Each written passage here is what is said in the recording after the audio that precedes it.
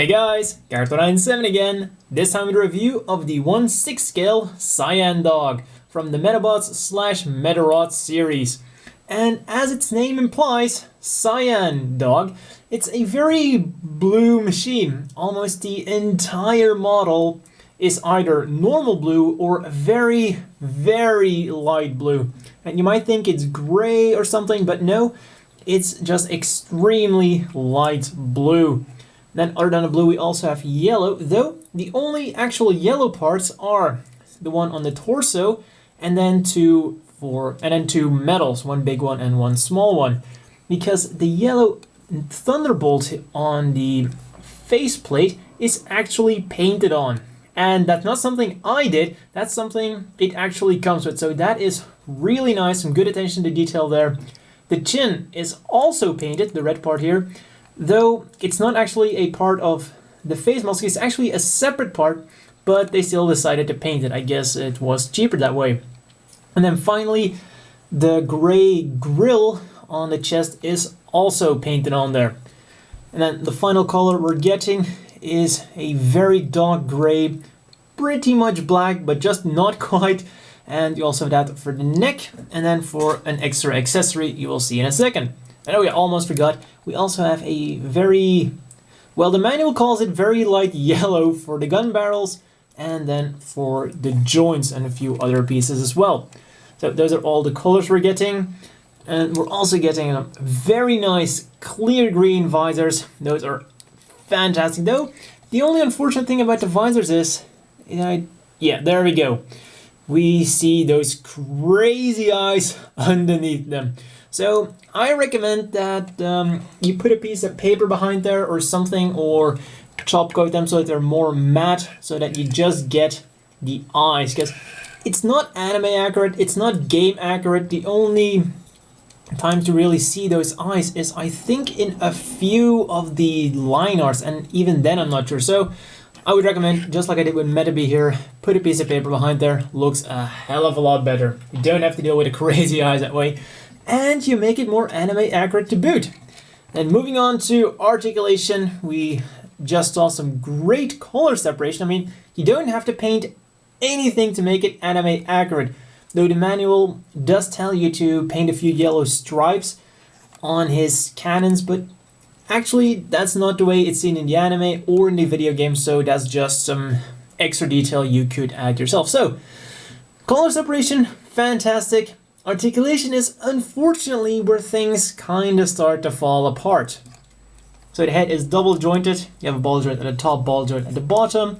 Goes back quite nicely, forwards nicely, rotates around. Just got to be careful for that chin. Remember, it is painted on there.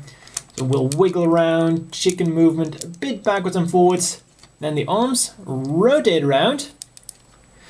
We'll go up and down a bit on that ball joint, and there we have the problem. Oh, you thought it was just a figure of speech? No, I meant literally.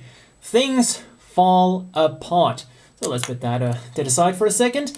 The arms also go forwards and backwards a bit. Then it goes up about that far. Yeah, goes up by that far. Rotates around, but unfortunately this is plastic rubbing against plastic, and it's a very tight joint, and you can hear that clicking sound. That's not because there's some kind of mechanism inside there, that is just the sound of the plastic that doesn't really want to rotate around. So I'm not gonna do it. It rotates around, but my gut tells me don't do it, it's gonna break. Then we have a double joint. We have the ball joint here, and then it's on a hinge inside there. So the ball joint gives it about 90 degrees, and then just a little bit extra with that cannon.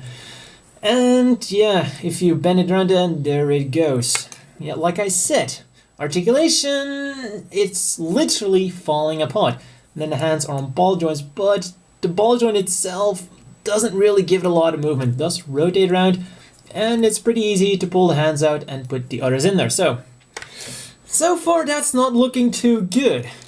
Then the waist has a nice ball joint in there. Fortunately, this one doesn't pop off. These side skirts, I guess I'll call them, go. Never mind. And this one actually doesn't want to stay up at all. It just flings around a little bit. Fantastic. So, legs go. Oh, for the love of... Actually, this is even worse than when I tried it out. So, legs go up about that far. We'll go backwards, not quite as much, unless you wedge him to the side. And I'm telling you, this isn't really feeling all that great. Kind of have to force it a bit, because that's about as far out as it goes. So, outward movement that far. And hey, it stayed on. Fantastic. Then, when you bend it, you have two joints. And this looks pretty okay until you try to stretch it. That doesn't look too great either. So, not doing too well there. And now it's... Oh boy. Let's try to put that back. There we go. Then this part here, it's actually loose on there, but it's held on by...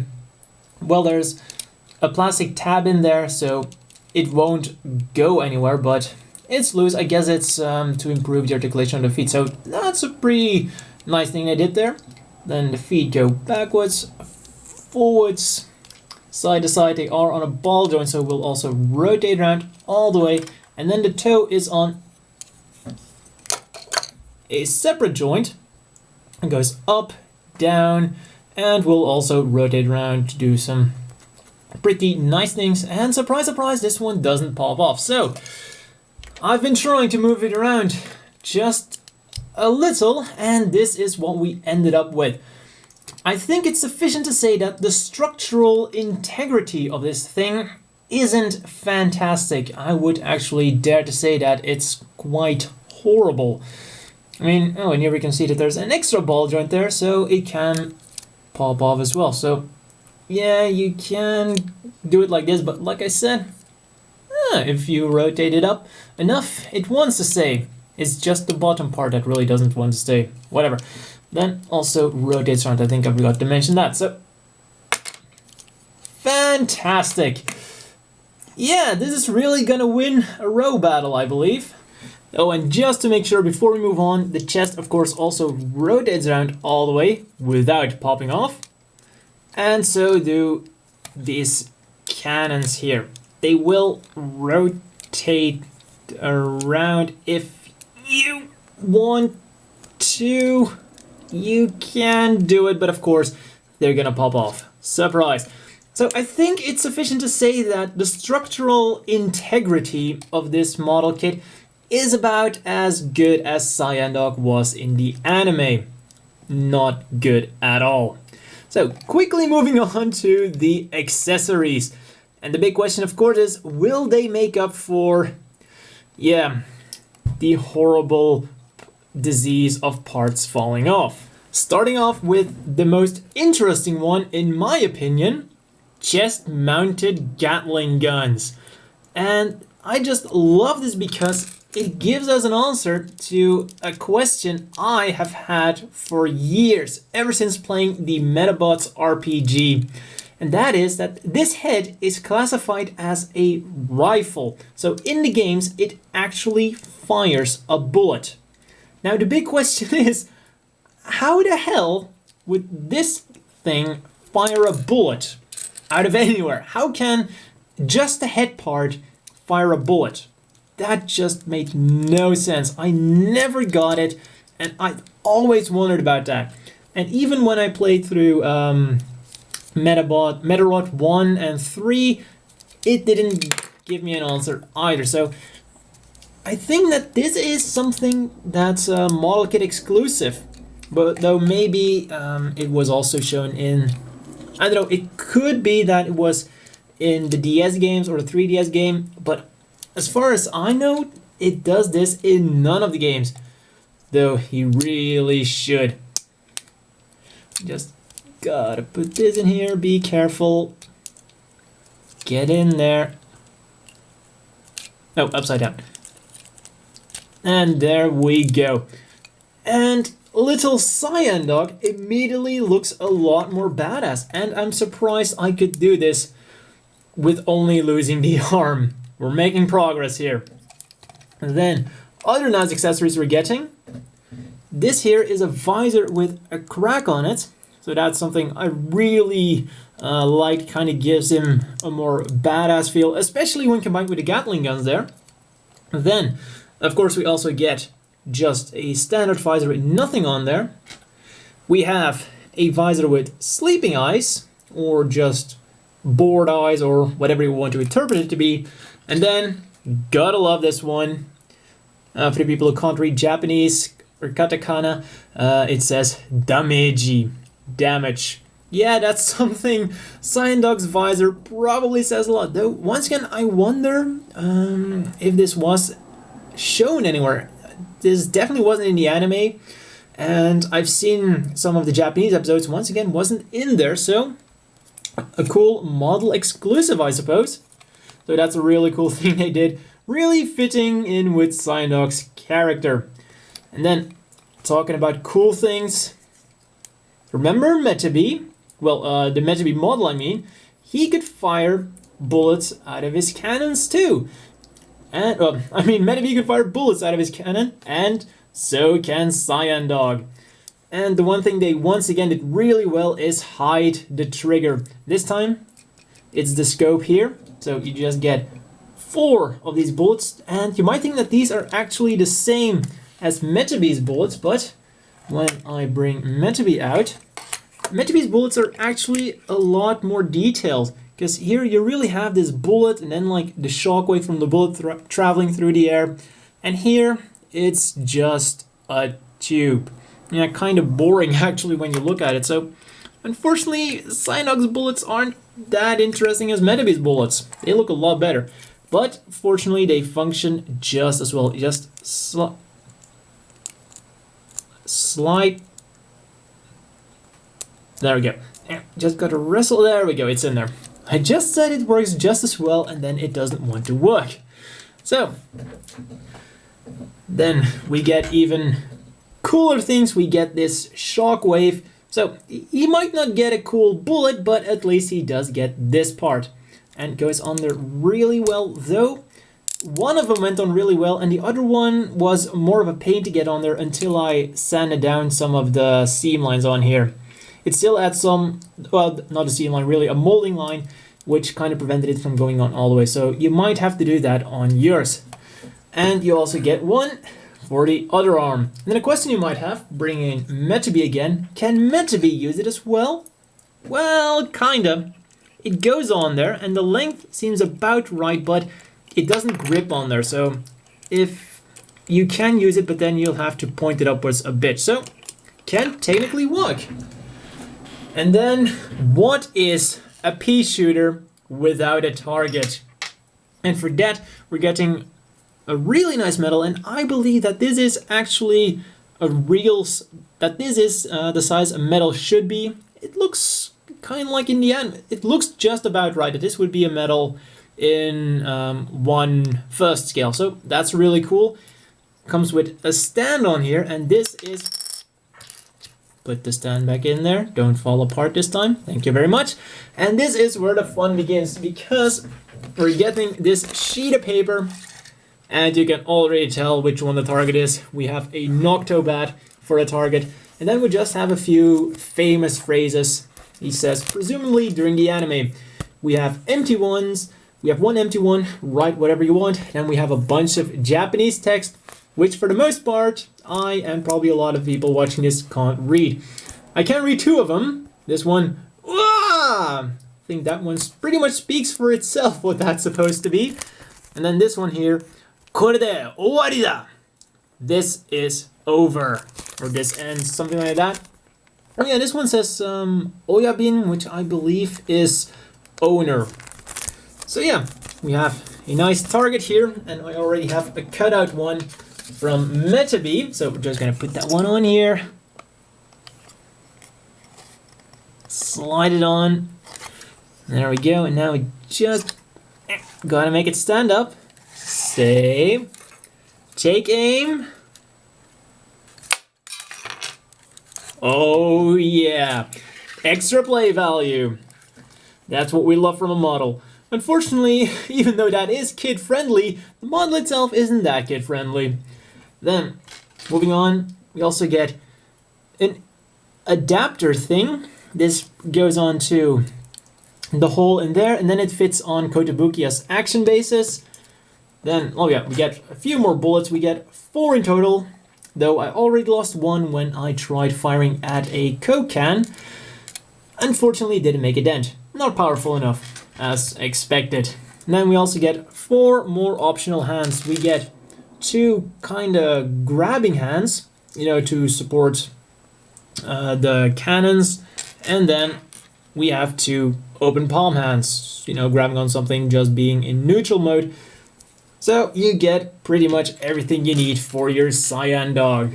And finally, of course, it is a Metabot, or a Metarot, so it has a medal. So you just open up the compartment here, and even has a little slider, and there is the medal. Unfortunately, there's nothing detailed on the medal, but it does have some nice detail on there. I mean, that's some really interesting detail. Unfortunately, they didn't do it like with the old, I mean, those hybrid models where you get a die-cast tin pad and then you have plastic parts to put on there. They gave you a sticker for the medal. I think they really should do that, because then, without too much effort, you have a very cool looking medal. But they can't do everything, I guess. As always, the inevitable question is, do you want to buy this? And unfortunately, unless you're a big fan of Cyan Dog himself, or you just want to collect all of the Metabots, then unfortunately, no. There's just too much wrong with it. I mean, the horrible structural integrity, articulation that is just a bit normal, and everything that Cyan Dog does has been done better on other Metabot models. Let's bring in Metabee, for example. Cyan Dog looks good. Metabee looks good. Cyan Dog can shoot. Metabee can shoot. Cyan Dog falls apart. Metabee doesn't quite fall apart. So, as you can see, there's nothing really that's selling Cyan Dog, other than those cool Gatling guns growing out of his chest all of a sudden. And you know, these effect parts, Metabee has effect parts. So, yeah, and the big nail in the coffin, perhaps, is the price. Cyan Dog is not just the worst Metabots model, it's also the most expensive. Both Metabee, Rakusho, and Gun Nose all retail for 3,200 yen. Cyan Dog, along with Sanjuro, both retail for 3,800 yen. And Sanjuro comes with an extra meta part, shield left arm. So that's a good justification for the extra price. But what does Cyan Dog have to offer for that extra 600 yen? Parts that fly off if you so much as touch him? So really, it's a big shame. And the joints, it just seems like it's bad design, because the joints themselves are actually pretty strong enough. I mean, look at the pose he's holding. If it was because the joints were weak, he wouldn't be able to do this. So obviously, somewhere, something went wrong designing this machine. And I don't know what it is, but I genuinely hope they managed to find what went wrong here and fix it. I mean, just stretching the leg separates these parts, and I have tried to disassemble and reassemble them like 3 times to make sure that it wasn't something I did, but it seems like he just can't really bend his leg all the way. It's just something that went wrong designing this machine. So, yeah. And, well, don't fall over. Come on. No, you don't. There you go. And like I said, there's nothing really you can do about these joints. You can throw as much glue on them as you want. It's still gonna pop off, because the joints themselves, as they are plenty strong enough. So it's just very unfortunate that it went wrong like this. And yeah, I guess that's all there is to say about it. It's just too expensive. It's just plain not good. When you look at it the way it's put together, it's just, no, I expect much better from Kotobukiya. And maybe that's the biggest reason why I don't quite like it. I mean, I expect better from them. However, I gotta say it like it is. If you're a fan of Cyan Dog and you just want this model kit as you know, a figure that will look good on your shelf. You put it in a pose, you put it on your shelf. Yes, it's going to look good by all means. If you think that the price is right and you just want a good looking thing, then still, this is definitely something you want to pick up. I'm just saying that, you know, quality control really has to be better. So I just want to make sure that whoever's watching it and you're a big fan of Cyan Dog, this is definitely still something you would want to pick up. I mean, heck, it looks great. That has to be said. It's still a fantastic looking machine. It's just that, you know, all the rest is either normal or extremely subpar. So it still ends up as quite a disappointment from Kotobukiya. Like I said, I expect better. But then let's stretch his legs and do some size comparisons.